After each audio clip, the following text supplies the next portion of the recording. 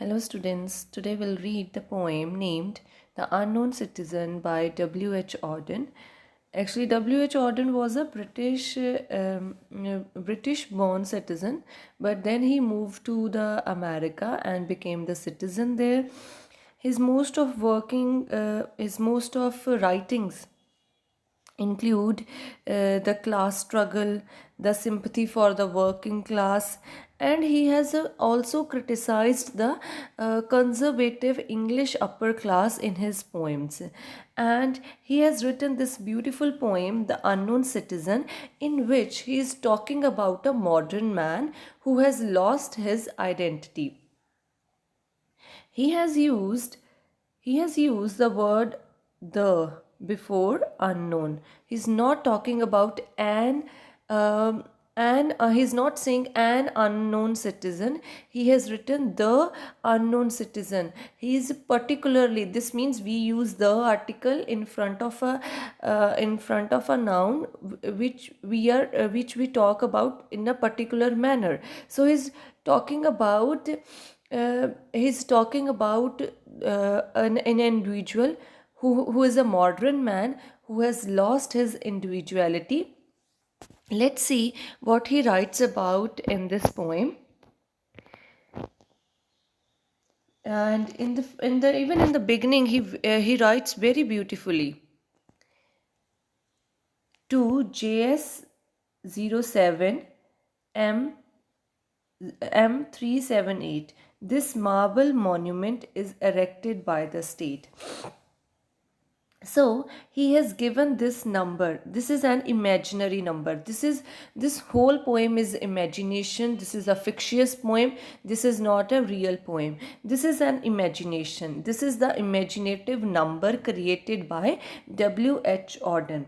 And he is talking about a person who is dead now, and he is writing a poem for a person who is dead now, and for him the state has erected. State here means the present government or government authorities, we can say, has erected this marble monument for him. So we know that when somebody dies, ਤਾਂ ਉਹਦੇ ਲਈ ਇੱਕ ਯਾਦਗਾਰ ਚਿੰਨ੍ਹ monument ਤਿਆਰ ਕੀਤਾ ਜਾਂਦਾ ਹੈ, ਅਤੇ ਉਹ ਕਹਿੰਦੇ ਇਹਦੇ ਲਈ ਵੀ ਇੱਕ ਮਾਰਬਲ ਮੋਨੂਮੈਂਟ ਤਿਆਰ ਕੀਤਾ ਹੈ, ਉਹ ਗਵਰਨਮੈਂਟ ਨੇ ਤਿਆਰ ਕੀਤਾ ਆ। ਅਤੇ ਗਵਰਨਮੈਂਟ ਲਈ ਉਹ ਕੋਈ ਇੰਡੀਵਿਜੂਅਲ ਨਹੀਂ ਹੈ, ਉਹ ਇਨਸਾਨਾਂ ਨੂੰ ਕਿਸ ਤੋਂ ਜਾਣਦੇ ਆ? ਇੱਕ ਨੰਬਰ ਤੋਂ ਜਾਣਦੇ ਆ। ਉਹ ਉਸ ਟਾਈਮ ਦੀ ਮਾਡਰਨ ਮੈਨ ਦੀ ਸਿਚੁਏਸ਼ਨ ਨੂੰ ਪੇਸ਼ ਕਰ ਰਹੇ ਆ, ਜਿੱਥੇ ਕਿ ਇਨਸਾਨ ਆਪਣੀ ਇੰਡੀਵਿਜੂਅਲਿਟੀ ਖੋ ਚੁੱਕੇ ਆ, ਅਤੇ ਗਵਰਨਮੈਂਟਸ ਦੇ ਲਈ ਉਹ ਇੱਕ ਨੰਬਰ ਹੈ, ਇੱਕ ਫੈਕਟ ਹੈ, ਇੱਕ ਨੰਬਰ ਹੈ, ਇਸ ਤੋਂ ਜ਼ਿਆਦਾ ਹੋਰ ਕੁਛ ਵੀ ਨਹੀਂ ਹੈ। He was found by the Bureau of Statistics to be one against whom there is no official complaint. ਹੁਣ ਉਸ ਦੇ ਮਰਨ ਤੋਂ ਬਾਅਦ ਜਿਹੜਾ ਮੋਨੂਮੈਂਟ ਬਣਾਇਆ ਗਿਆ ਆ, ਉਹਦੇ 'ਤੇ ਉਹ ਇਹ ਸ਼ਬਦ ਬੋਲ ਰਹੇ ਆ ਜਾਂ ਲਿਖੇ ਹੋਏ ਆ। He was found by the Bureau of Statistics. ਇਹ ਵੀ ਕੋਈ ਆ ਇਮੈਜਨਰੀ ਆਰਗੇਨਾਈਜੇਸ਼ਨ ਦਾ ਉਹਨਾਂ ਨੇ ਨਾਮ ਤਿਆਰ ਕੀਤਾ ਇੱਥੇ।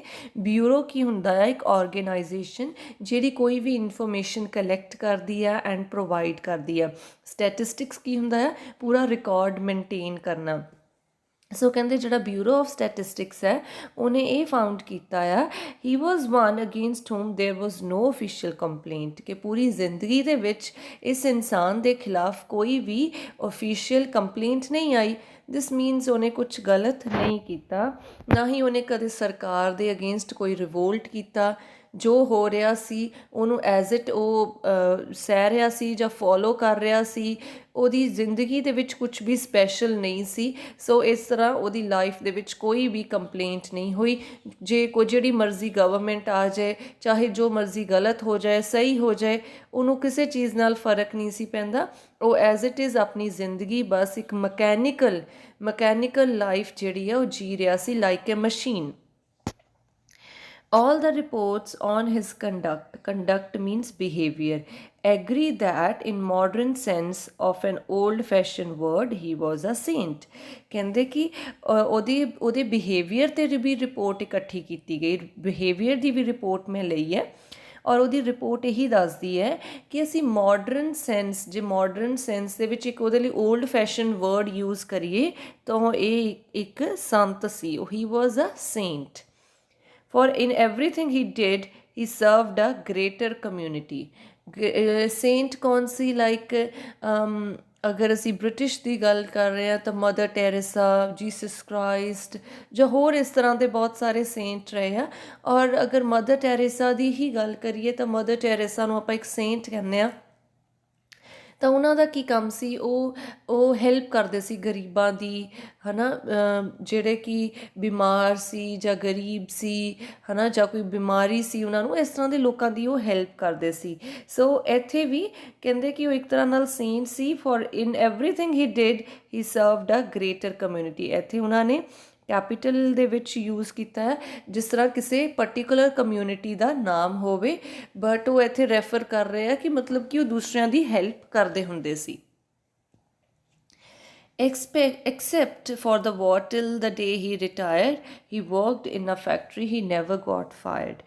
Except ਕਿ war ਤੋਂ ਇਲਾਵਾ, ਠੀਕ ਹੈ, ਵਾਰ ਦੇ ਵਿੱਚ ਵੀ ਮਤਲਬ ਕਿ ਉਹਨੇ ਲੀਵ ਲਈ ਸੀ ਫੈਕਟਰੀ ਤੋਂ ਫॉर ਸਮ ਟਾਈਮ, ਵਾਰ ਦੇ ਵਿੱਚ ਵੀ ਹੈਲਪ ਕਰਨ ਦੇ ਲਈ ਗਵਰਨਮੈਂਟ ਦੀ। ਅਤੇ ਉਸ ਤੋਂ ਇਲਾਵਾ ਕਹਿੰਦੇ ਟਿਲ ਦ ਡੇ ਹੀ ਰਿਟਾਇਰਡ, ਆਪਣੀ ਰਿਟਾਇਰਮੈਂਟ ਦੇ ਡੇ ਤੱਕ ਉਹਨੇ ਇੱਕੋ ਹੀ ਉਸ ਫੈਕਟਰੀ ਦੇ ਵਿੱਚ ਕੰਮ ਕੀਤਾ। ਨੈਵਰ ਗੋਟ ਫਾਇਰਡ ਮਤਲਬ ਕਿਸੇ ਨੂੰ ਜੋਬ ਤੋਂ ਨਿਕਾਲ ਦੇਣਾ, ਸੈਕ ਕਰ ਦੇਣਾ। ਸੋ ਉਹਨੂੰ ਕਦੇ ਵੀ ਇਸ ਤਰ੍ਹਾਂ ਜੋਬ ਤੋਂ ਨਿਕਾਲਿਆ ਨਹੀਂ ਸੀ ਗਿਆ।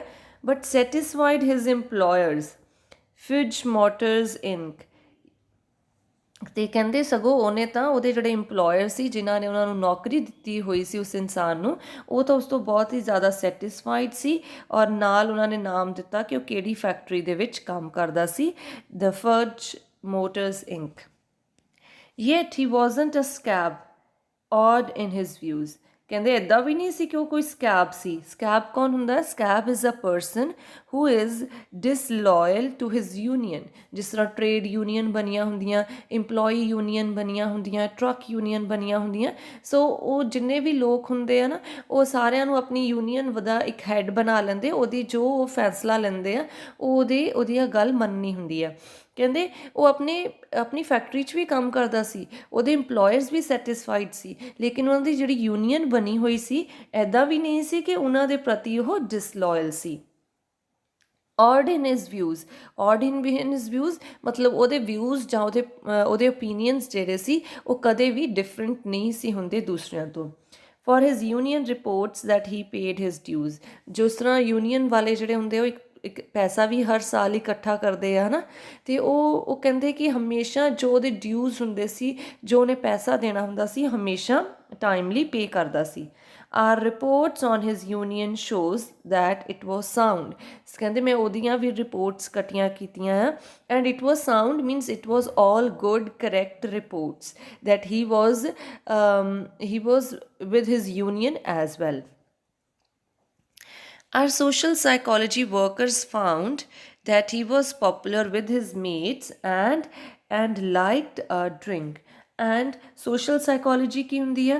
That deals with the society, ਠੀਕ ਹੈ। ਅਤੇ ਕਹਿੰਦੇ ਸਾਡੇ ਸੋਸ਼ਲ ਸਾਈਕੋਲੋਜੀ ਦੇ ਵਰਕਰਸ ਨੇ ਵੀ ਫਾਈਂਡ ਆਊਟ ਕੀਤਾ ਉਹਦੇ ਬਾਰੇ, ਅਤੇ ਉਹਨਾਂ ਨੇ ਕੀ ਪਤਾ ਕੀਤਾ ਕਿ ਉਹਦੇ ਜਿਹੜੇ ਮੇਟ ਸੀਗੇ, ਫਰੈਂਡ ਸੀਗੇ, ਉਹਨੂੰ ਪਸੰਦ ਕਰਦੇ ਸੀ। ਹੀ ਵਾਜ਼ ਪੋਪੂਲਰ ਮਤਲਬ ਕਿ ਉਹ ਕਿਸੇ ਦੇ ਖਿਲਾਫ ਕੁਛ ਨਹੀਂ ਸੀ ਬੋਲਦਾ, ਜੋ ਹੋ ਰਿਹਾ ਹੈ ਬਿਲਕੁਲ ਸਹੀ ਹੋ ਰਿਹਾ ਹੈ, ਗਲਤ ਵੀ ਸਹੀ ਹੋ ਰਿਹਾ, ਸਹੀ ਵੀ ਸਹੀ ਹੋ ਰਿਹਾ ਹੈ। ਐਂਡ ਲਾਈਕ ਦ ਡਰਿੰਕ, ਉਹ ਥੋੜ੍ਹੀ ਬਹੁਤ ਡਰਿੰਕ ਕਰਨਾ ਵੀ ਪਸੰਦ ਕਰਦਾ ਸੀ। The press are convince that he bought a paper daily, ਮਤਲਬ ਕਿ ਉਹਦੀ ਰੂਟੀਨ ਬੋਰਿੰਗ ਰੂਟੀਨ ਸੀ ਉਹਦੀ। ਔਰ ਜਿਸ ਤਰ੍ਹਾਂ ਹਰ ਕੋਈ ਨਿਊਜ਼ਪੇਪਰ ਲੈਂਦਾ ਹੈ, ਇਸ ਤਰ੍ਹਾਂ ਉਹ ਵੀ ਪ੍ਰੈਸ ਵਾਲੇ ਵੀ ਕਹਿੰਦੇ ਬਹੁਤ ਉਹਦੇ ਤੋਂ ਕਨਵਿੰਸ ਹੈ, ਖੁਸ਼ ਹੈ, ਪਰਸਿਊਡ ਹੈ, ਪਰਸੂਏਡਡ ਹੈ ਕਿ ਉਹ ਨਿਊਜ਼ਪੇਪਰ ਵੀ ਹਰ ਰੋਜ਼ ਖਰੀਦਦਾ ਸੀ। That his reactions to advertisements ਵਰ ਨੋਰਮਲ ਇਨ ਐਵਰੀ ਵੇ, ਕਿ ਜੋ ਵੀ ਕੋਈ ਵਿੱਚ ਐਡਵਰਟੀਜ਼ਮੈਂਟ ਹੁੰਦੀਆਂ ਨਿਊਜ਼ਪੇਪਰ ਦੇ ਵਿੱਚ, ਜੋ ਕਹਿੰਦੇ ਇੱਕ ਨੋਰਮਲ ਹਿਊਮਨ ਬੀਇੰਗ ਦਾ ਰਿਐਕਸ਼ਨ ਹੋਣਾ ਚਾਹੀਦਾ ਉਹਨਾਂ ਐਡਵਰਟੀਜ਼ਮੈਂਟਸ ਨੂੰ ਦੇਖ ਕੇ, ਉਹਦਾ ਵੀ ਸੇਮ ਉਹੀ ਰਿਐਕਸ਼ਨ ਹੁੰਦਾ ਸੀ। Policies taken out in his name prove that he was fully insured, ਜਿਸ ਤਰ੍ਹਾਂ ਉਹਨੇ ਆਪਣੀ ਇੰਸ਼ੋਰੈਂਸ ਵਗੈਰਾ ਵੀ, ਮੈਡੀਕਲ ਇੰਸ਼ੋਰੈਂਸ, ਹੈਲਥ ਇੰਸ਼ੋਰੈਂਸ, ਇਸ ਤਰ੍ਹਾਂ ਦੀਆਂ ਉਹਨੇ ਸਾਰੀਆਂ ਪੋਲਿਸੀਜ਼ ਆਪਣੇ ਲਈਆਂ ਹੋਈਆਂ ਸੀ ਅਤੇ ਉਹ ਫੁੱਲੀ ਇੰਸ਼ੋਰਡ ਸੀ, ਪੂਰੀ ਤਰ੍ਹਾਂ ਕਾਰ ਇੰਸ਼ੋਰੈਂਸ ਵਗੈਰਾ ਹੁੰਦੀ ਹੈ, ਸੋ ਸਭ ਕੁਛ ਉਹਨੇ ਇੰਸ਼ੋਰੈਂਸ ਕਰਵਾਈ ਹੋਈ ਸੀ। And his health card shows he once in a hospital but left it cured। ਉਹਦੇ health cards ਵੀ ਚੈੱਕ ਕੀਤੇ ਵੀ ਉੱਥੇ ਕੋਈ ਗੜਬੜ ਤੇ ਨਹੀਂ ਸੀ, ਕਹਿੰਦੇ health reports ਵੀ ਉਹਦੀਆਂ ਬਿਲਕੁਲ ਠੀਕ ਹੈ। ਉਸ ਤੋਂ ਸਾਨੂੰ ਇਹ ਪਤਾ ਲੱਗਿਆ ਕਿ ਇੱਕ ਵਾਰ ਉਹ ਸਿਰਫ ਹਸਪੀਟਲ ਦੇ ਵਿੱਚ ਐਡਮਿਟ ਹੋਇਆ ਸੀ, ਉੱਥੋਂ ਫਿਰ ਉਹਨੂੰ ਠੀਕ ਕਰਕੇ ਕਿਉਰ ਕਰਕੇ ਉਹਦੀ ਜੋ ਵੀ ਪ੍ਰੋਬਲਮ ਸੀ ਉਹਨੂੰ ਕਿਉਰ ਕਰਕੇ ਵਾਪਸ ਭੇਜ ਦਿੱਤਾ ਗਿਆ। Both producer research and high grade living declared that he was fully sensible to the advantages of installment plan and had everything necessary to the modern man। ਇਹ ਜਿਹੜੇ ਬੱਚੇ ਨੇਮ ਯੂਜ਼ ਕੀਤੇ ਆ both producers research and high grade living, ਇਹ ਵੀ ਫਿਕਸ਼ੀਅਸ ਨੇਮ ਹੈ, ਇਹ ਕਿਤੇ ਵੀ ਐਗਜ਼ਿਸਟ ਨਹੀਂ ਕਰਦੇ। ਉਹਨੇ ਇਮੈਜਨਰੀ ਨੇਮ ਤਿਆਰ ਕੀਤੇ ਆ। ਇਹ ਵੀ ਇੱਕ ਆਰਗੇਨਾਈਜੇਸ਼ਨਸ ਹੁੰਦੀਆਂ ਆ ਜਿਹੜੀਆਂ ਕਿ ਇੰਸਟਾਲਮੈਂਟ ਪਲਾਨਸ ਵਗੈਰਾ ਇਹਦੇ 'ਤੇ ਇਹਨਾਂ ਦੇ ਬਾਰੇ ਦੱਸਦੀਆਂ ਆ। Both producers research and high grade living declare he was fully sensible to the advantages of installment plan। ਕਹਿੰਦੇ ਉਹਨਾਂ ਨੇ ਵੀ ਸਾਨੂੰ ਦੱਸਿਆ ਕਿ ਉਹਨੂੰ ਪੂਰੀ ਤਰ੍ਹਾਂ knowledge C. fully sensible means had all the knowledge about the advantages of installment plan। ਜਿਸ ਤਰ੍ਹਾਂ ਲੈ ਲੈਂਦੇ ਨਾ ਕਿ ਇੰਸਟਾਲਮੈਂਟ 'ਤੇ ਯੂ ਬਾਏ ਅ ਕਾਰ, ਇੱਕਦਮ ਤੁਸੀਂ ਸਾਰਾ ਪੈਸਾ ਨਹੀਂ ਦੇ ਸਕਦੇ ਅਤੇ ਤੁਸੀਂ ਇੰਸਟਾਲਮੈਂਟਸ ਦੇ ਵਿੱਚ ਲੈ ਲਓ ਕਿ ਹਰ ਸਾਲ ਇੰਨੇ ਪੇ ਕਰਨੇ ਆ ਜਾਂ ਹਰ ਮਹੀਨੇ ਇੰਨੇ ਪੇ ਕਰਨੇ ਆ। ਸੋ ਕਹਿੰਦੇ ਉਹਨੇ ਇੰਸਟਾਲਮੈਂਟ ਪਲਾਨਸ ਦੇ ਬਾਰੇ ਉਹਨੂੰ ਪੂਰੀ ਨੌਲੇਜ ਸੀ। He had everything necessary to the modern man, ਔਰ ਉਹਦੇ ਘਰ ਦੇ ਵਿੱਚ ਜੋ ਇੱਕ ਇਨਸਾਨ ਨੂੰ ਜ਼ਰੂਰੀ ਚੀਜ਼ਾਂ, ਮਾਡਰਨ ਮੈਨ ਦੀਆਂ ਜ਼ਰੂਰਤਾਂ, ਉਹਦੇ ਘਰ ਦੇ ਵਿੱਚ ਸਾਰੀਆਂ ਚੀਜ਼ਾਂ ਸੀ। ਕੀ ਕੀ ਚੀਜ਼ਾਂ ਸੀ ਉਹਦੇ ਘਰ? A phonograph, a radio, a car, Frigidaire means refrigerator, research, ਔਰ ਉਹਦੇ ਘਰ ਮਤਲਬ ਇਹ ਸਾਰੀਆਂ ਚੀਜ਼ਾਂ ਅਵੇਲੇਬਲ ਸੀ। Research into public opinion are content. Researchers ਮਤਲਬ ਜਿਨ੍ਹਾਂ ਨੇ ਉਹਨਾਂ ਨੇ ਸਾਡੇ ਕਹਿੰਦੇ ਮੈਂ ਰਿਸਰਚਰਸ ਭੇਜੇ ਸੀਗੇ ਕਿ ਉਹਦਾ ਕੀ ਪਬਲਿਕ ਓਪੀਨੀਅਨ ਕੀ ਹੁੰਦਾ ਆ, ਮਤਲਬ ਕਿ ਆਸ-ਪਾਸ ਸੁਸਾਇਟੀ ਦੇ ਬਾਰੇ ਉਹਦਾ ਕੀ ਓਪੀਨੀਅਨ ਸੀ। ਕਹਿੰਦੇ ਉਹ ਵੀ ਉਹਦੇ ਤੋਂ ਬਹੁਤ ਕੰਟੈਂਟ ਹੈ, ਸੈਟਿਸਫਾਈਡ ਹੈ। that he held a proper opinions all the time year, ਕਿ ਹਰ ਪੂਰਾ ਸਾਲ ਜੋ ਕੁਛ ਵੀ ਹੋ ਰਿਹਾ ਸੀ ਉਹਦੇ ਬਾਰੇ ਉਹ ਓਪੀਨੀਅਨ ਜ਼ਰੂਰ ਦਿੰਦਾ ਸੀ। ਜਿੱਦਾਂ ਕਿ ਕਾਮਨ ਮੈਨ, ਐਵਰੇਜ ਮੈਨ ਹਰ ਚੀਜ਼ ਦੇ ਬਾਰੇ ਓਪੀਨੀਅਨ ਦੇ ਦਿੰਦਾ ਹੈ ਜੋ ਉਹਨੂੰ ਸਮਝ ਆਉਂਦਾ, ਅਤੇ ਇਸੇ ਤਰ੍ਹਾਂ ਇਹ ਵੀ ਹਰ ਚੀਜ਼ ਦੇ ਬਾਰੇ ਪੂਰਾ ਸਾਲ ਇਹ ਓਪੀਨੀਅਨ ਦਿੰਦਾ ਸੀ। when there was peace he was for peace, when there was war he went। ਕਹਿੰਦੇ ਜਦੋਂ ਪੀਸ ਸੀ, ਜਦੋਂ ਸ਼ਾਂਤੀ ਸੀ ਤਾਂ ਉਹ ਸ਼ਾਂਤੀ ਦੇ ਲਈ ਸੀ ਵੀ ਹਾਂ ਚਲੋ ਵਧੀਆ ਗੱਲ ਹੈ, ਪੀਸ ਹੋਣਾ ਚਾਹੀਦਾ ਹੈ, ਸ਼ਾਂਤੀ ਦੇਸ਼ ਦੇ ਵਿੱਚ ਹੋਣੀ ਚਾਹੀਦੀ ਹੈ। when there was war, ਅਤੇ ਜਦੋਂ ਲੜਾਈ ਲੱਗੀ ਅਤੇ ਉਸ ਟਾਈਮ ਉਹ ਉੱਥੇ ਗਿਆ ਵੀ ਲੜਾਈ ਦੇ ਵਿੱਚ ਹੈਲਪ ਕਰਨ ਦੇ ਲਈ। he was married and added 5 children to the population, which are eugenist says was the right number for the parent of his generation। ਕਹਿੰਦੇ ਕਿ ਔਰ ਉਹਨੇ ਮੈਰਿਜ ਵੀ ਉਹਦੀ ਹੋਈ ਸੀ। he was a married person and added 5 children to the population। ਕਹਿੰਦੇ marriage ਤੋਂ ਬਾਅਦ ਉਹਦੇ 5 ਬੱਚੇ ਵੀ ਸੀ। which are eugenist, who are eugenist means a person or we can say a group of person or a person who studies the birth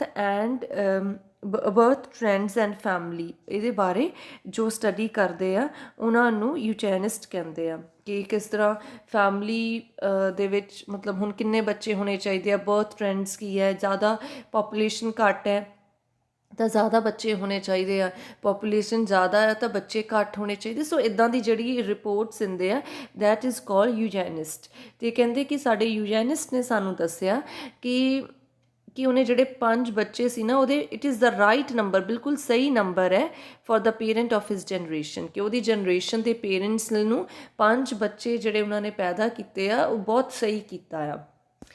and our teachers report that he never interfered with their education। ਅਤੇ ਕਹਿੰਦੇ ਅਸੀਂ ਉਹਨਾਂ ਦੇ ਬੱਚਿਆਂ ਦੇ teachers ਤੋਂ ਵੀ report ਲਈ ਅਤੇ ਉਹਨਾਂ ਨੇ ਵੀ ਇਹੀ ਕਿਹਾ ਕਿ ਬਹੁਤ ਅੱਛੇ ਸੀ, ਕਦੇ ਵੀ ਇੰਟਰਫੇਰੈਂਸ ਨਹੀਂ ਸੀ ਕਰਦੇ, ਜੋ ਮਰਜ਼ੀ ਅਸੀਂ ਬੱਚਿਆਂ ਨੂੰ ਪੜ੍ਹਾਈਏ, ਜੋ ਮਰਜ਼ੀ ਕਰੀਏ। he never interfered। was he free? Was he happy? The question is absurd. Had anything been wrong, we should certainly have heard. ਕਹਿੰਦੇ ਕੀ ਉਹ ਖੁਸ਼ ਸੀ, ਕੀ ਉਹ ਫ੍ਰੀ ਸੀ, ਕੀ ਉਹ ਆਜ਼ਾਦ ਸੀ, ਆਪਣੀ ਮਰਜ਼ੀ ਦੀ ਕਰ ਸਕਦਾ ਸੀ, ਉਹ ਆਜ਼ਾਦ ਸੀ ਕਿ ਉਹ ਜੋ ਵੀ ਉਹਦੀ ਜ਼ਿੰਦਗੀ 'ਚ ਹੋ ਰਿਹਾ ਸੀ ਸਾਰਾ ਕੁਝ ਉਹ ਨੋਰਮਲ ਹਿਊਮਨ ਬੀਇੰਗ ਦੀ ਤਰ੍ਹਾਂ ਕਰ ਰਿਹਾ ਸੀ, ਕਿ ਉਹਦੇ ਵਿੱਚ ਖੁਸ਼ ਸੀ? The question is absurd. Absurd means make no sense here. It is a silly question. Had anything being wrong, we should certainly have heard. ਕਹਿੰਦੇ ਜੇ ਕੁਝ ਗਲਤ ਹੋਇਆ ਹੁੰਦਾ ਤਾਂ ਸਾਨੂੰ ਤਾਂ ਜ਼ਰੂਰ ਪਤਾ ਲੱਗਣਾ ਸੀ, ਕਿਉਂਕਿ ਅਸੀਂ ਤਾਂ ਉਹਦੇ ਬਾਰੇ ਇੰਨੀਆਂ ਰਿਪੋਰਟਸ ਇਕੱਠੀਆਂ ਕੀਤੀਆਂ. So in this poem, W.H. Auden has presented a picture of a modern man who has no individuality, who has no identity. ਜੋ ਇੱਕ ਐਵਰੇਜ ਮੈਨ ਜੋ ਸਾਰੇ ਕਰ ਰਹੇ ਆ, ਜੋ ਸਾਰਿਆਂ ਦੇ ਨਾਲ ਹੋ ਰਿਹਾ ਆ, ਉਹ ਉਹੀ ਕੁਝ ਚੀਜ਼ਾਂ ਉਹਦੀ ਜ਼ਿੰਦਗੀ ਦੇ ਵਿੱਚ ਹੋ ਰਹੀਆਂ ਆ. ਐਂਡ ਉਹਨੇ ਕਦੇ ਵੀ ਉਹਦਾ ਕਿਸੇ ਜਗ੍ਹਾ ਵੀ ਉਹਦੀ ਕੋਈ ਆਪਣੀ ਪਰਸਨੈਲਿਟੀ ਜਾਂ ਇੰਡੀਵਿਜੂਅਲਿਟੀ ਨਹੀਂ ਦਿਖ ਰਹੀ ਹੈ. ਸੋ ਇਸ ਤਰ੍ਹਾਂ ਜੋ W.H. Auden ਹੈ ਇੱਥੇ ਦ ਅਨਨੋਨ ਸਿਟੀਜ਼ਨ ਦੀ ਇਮੇਜ ਪੇਸ਼ ਕਰਕੇ ਸਾਨੂੰ ਦੱਸ ਰਹੇ ਆ ਕਿ ਜਿਹੜਾ ਇਹ ਮਾਡਰਨ ਸੁਸਾਇਟੀ ਹੈ ਜਾਂ ਮਾਡਰਨ ਜਿਹੜਾ ਵਰਲਡ ਹੈ ਉਹਦੇ ਵਿੱਚ ਇਹ ਇਸ ਤਰ੍ਹਾਂ ਦੀ ਸੁਸਾਇਟੀ ਬਣ ਚੁੱਕੀ ਹੈ ਜਿਹਨੇ ਹਿਊਮਨ ਬੀਇੰਗਸ ਦੀ ਇੰਡੀਵਿਜੂਅਲਿਟੀ ਨੂੰ ਖਤਮ ਕਰ ਦਿੱਤਾ ਹੈ. ਹਿਊਮਨ ਬੀਇੰਗਸ ਜਿਹੜੇ ਆ ਸਾਰੇ ਇੱਕ ਦੌੜ ਦੇ ਵਿੱਚ ਭੱਜ ਰਹੇ ਆ to get the material things, to have everything that other person has. So ਉਹਦੇ ਵਿੱਚ ਉਹਨਾਂ ਦੀ ਜੋ ਪਰਸਨੈਲਿਟੀ ਉਹ ਖਤਮ ਹੋ ਚੁੱਕੀ ਹੈ. ਜੋ ਉੱਥੋਂ ਦੀਆਂ ਗਵਰਨਮੈਂਟਸ ਹੈ ਉਹਨਾਂ ਦੇ ਲਈ ਵੀ ਜਿਹੜੇ ਉਹ ਹਿਊਮਨ ਬੀਇੰਗਸ ਹੈ ਨਾ ਹੁਣ ਸਿਰਫ ਇੱਕ ਨੰਬਰ ਹੈ. ਜਿਸ ਤਰ੍ਹਾਂ ਉਹਨਾਂ ਦੇ ਲਈ ਇਹ ਨੰਬਰ ਤਿਆਰ ਕੀਤਾ ਗਿਆ, ਸੋ ਇਸ ਤਰ੍ਹਾਂ ਉਹਨਾਂ ਦੇ ਲਈ ਵੀ ਇੱਕ ਨੰਬਰਸ ਹੈ. ਇਸ ਤੋਂ ਜ਼ਿਆਦਾ ਉਹਨਾਂ ਦੀ ਜ਼ਿੰਦਗੀ ਦੇ ਵਿੱਚ ਉਹਨਾਂ ਦੀ ਕੋਈ ਵੀ ਇੰਪੋਰਟੈਂਸ ਨਹੀਂ ਹੈ. ਉਹਨਾਂ ਨੂੰ ਆਪਣੇ ਸਟੇਟ ਨੂੰ ਆਪਣੇ ਲੋਕਾਂ ਨੂੰ ਐਜ਼ ਏ ਨੇਮ ਨਹੀਂ ਜਾਣਦੀ, ਐਜ਼ ਏ ਨੰਬਰ ਹੀ ਜਾਣਦੀ ਹੈ. ਜਿਸ ਤਰ੍ਹਾਂ ਹੁਣ we have a Aadhaar number, nobody knows about me who is Kiranjot, nobody knows. ਅਗਰ ਗਵਰਨਮੈਂਟ ਨੇ ਮੇਰੇ ਬਾਰੇ ਕੁਝ ਪਤਾ ਕਰਨਾ ਹੈ, ਮੇਰੇ ਬਾਰੇ ਕੁਝ ਕਰਨਾ ਹੈ, they will focus on my Aadhaar number only, which is different from the other every individual. That's it. ਕਿ ਸਿਰਫ ਇਹੀ ਚੀਜ਼ ਜਿਹੜੀ ਆ ਮਾਡਰਨ ਮੈਨ ਦੀ ਰਹਿ ਚੁੱਕੀ ਹੈ. ਉਹ ਆਪਣਾ ਸਾਰੇ ਕੰਮ ਕਰ ਰਹੇ ਆ, ਆਪਣੀਆਂ ਮਟੀਰੀਅਲਿਸਟਿਕ ਚੀਜ਼ਾਂ ਇਕੱਠੀਆਂ ਕਰ ਰਹੇ ਆ, ਪਰ ਇਸ ਤੋਂ ਇਲਾਵਾ ਉਹਨਾਂ ਦੀ ਜ਼ਿੰਦਗੀ ਦੇ ਵਿੱਚ ਕੁਝ ਵੀ ਡਿਫਰੈਂਟ ਨਹੀਂ ਹੈ from the others. They live a very dull, monotonous and materialistic life. I hope this poem is clear to you. Thank you very much.